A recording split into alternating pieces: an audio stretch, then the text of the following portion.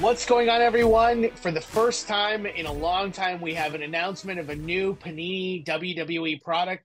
I think it's one that might confuse some of the collectors that are out there. So I wanted to take some time to walk through how the Asia configurations have impacted WWE and Panini, especially as it pertains to the history of why these products exist, both from a Panini perspective and a potential future with Topps, as well as how it goes into the litigation strategy and what WWE is trying to do to limit releases of products like this. So let's start back at the beginning here, beginning of the Panini license, at least, because the first time in the history of WWE cards that we saw an Asia specific configuration was released for 2022 Prism. The funny thing is, we didn't see it for a very long time, and I'll get to the reasons why.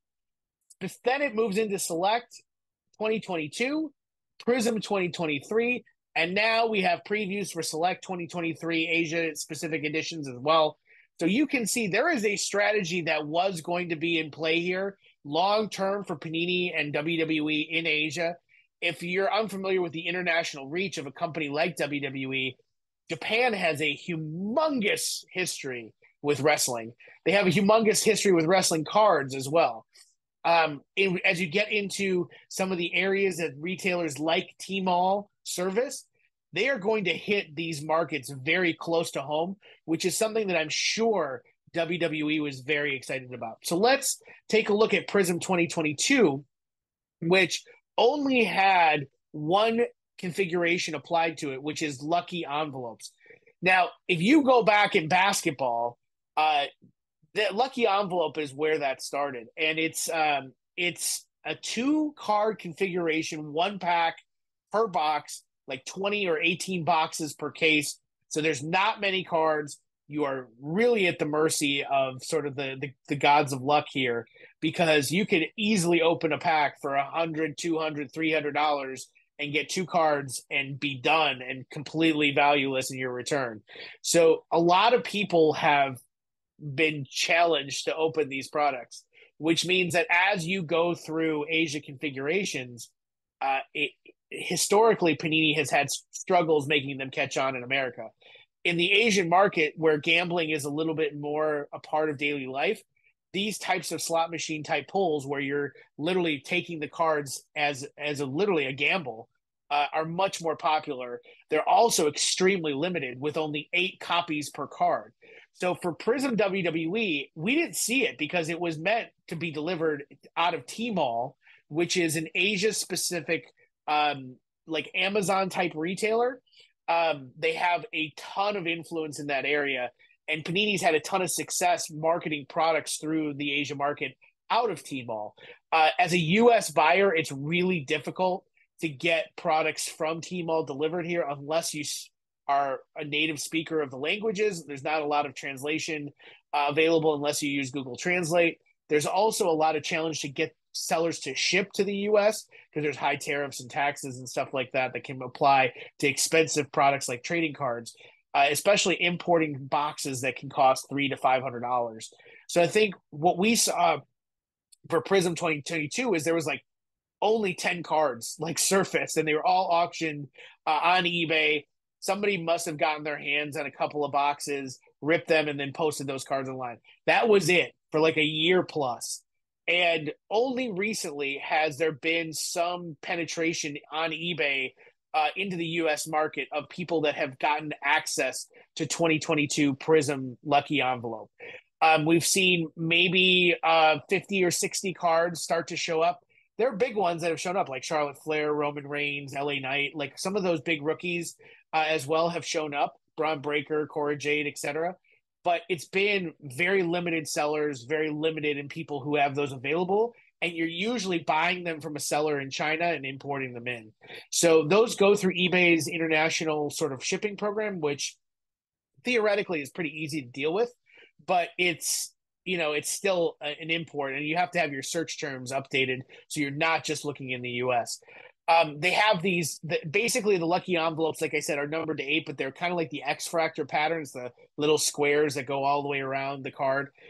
They're okay looking. I think they're just the rainbow killer in a lot of ways. Like there are tons of people out there who are looking for lucky envelopes, me included. I still have not seen a 2022 Prism Becky Lynch.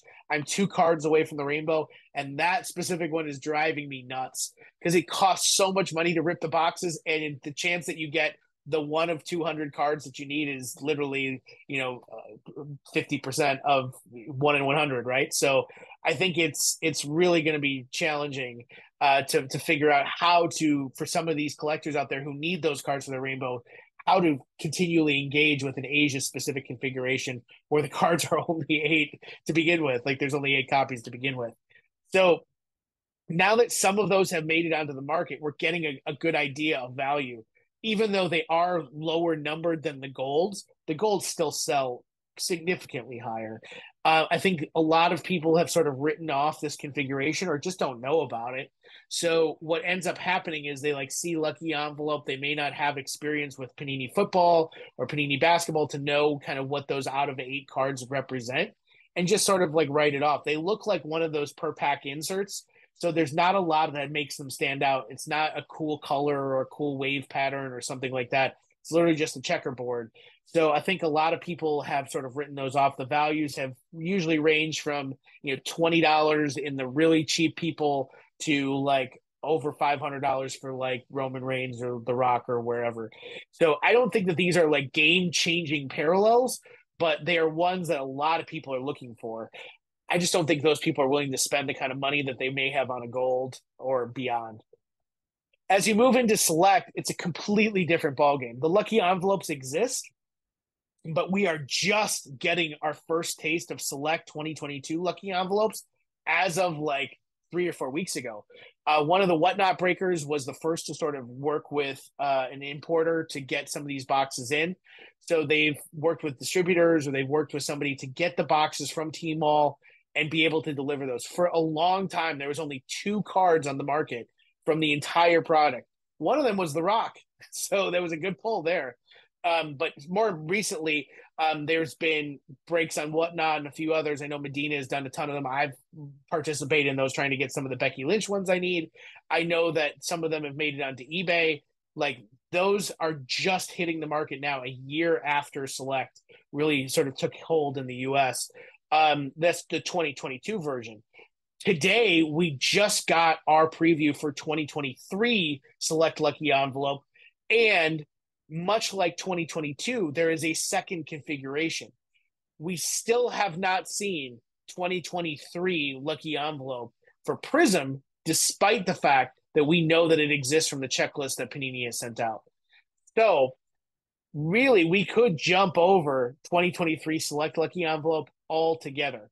And I keep referring to these products like people genuinely understand what they are, but it's entirely possible that you're watching this video, you're like, I don't care about this, or I don't really have any idea of what this is going to be about. Like, I completely get that. I just think this is one of those subjects that really deserves a lot of education. The select configurations are probably going to be the most confusing because people have seen on the checklist red wave, gold wave, blue wave, you name it. Plus, there's this whole thing about artistic impressions from 2023 that were not part of any US product release. Everybody was like, well, these were US based in UFC and other things like that. Where are these artistic expressions? Well, this is where this comes into play. 2022, Select had an entire configuration dedicated to Asia. The red waves and the gold waves, red wave autographs and gold wave autographs, all were part of that product. In fact, they were the only content that people were really getting out of those boxes.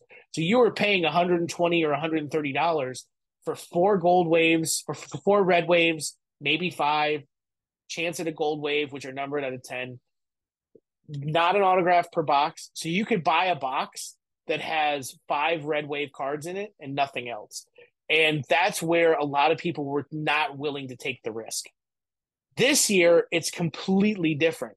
You have the artistic expressions, which I will put on the video here. You have blue waves, which are now added to that rainbow configuration of blue, red, and gold. The golds are out of 10. We do not necessarily know what blue waves are. I believe they might be out of 99. So there's going to be an added numbering sort of complexity to this rainbow situation. Plus, now they're adding red wave inserts. They're adding gold wave inserts. They're also adding a lot more content around the autographs as well. So instead of just having one autograph set, it seems like they're going to have a couple of different ones from the way that this was previewed. So a completely different product altogether, a little bit more value. Hopefully it stays at the 120-ish sort of box price, because I think that was a little expensive for the content you got last year. But this year could be really cool to see kind of how the artistic expressions play into it, because they're really cool looking cards. They've been available in other sports. And if that is the case hit as they were in other sports, these could be exceptionally rare and hard to get. Now, I don't know what the value of these is going to probably bring, because I don't know how many people are actually looking for them, but seeing that the Undertaker's on the checklist and other big names are on the checklist, those cards could go for maybe a couple $100. Who knows?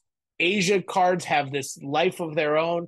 Values go all over the place. You have collectors that want them. You have people that are just ripping the boxes and pulling them. Like, it's a complete crapshoot. So as you guys are going through this, also remember that these might be the last WWE products we see for a long time.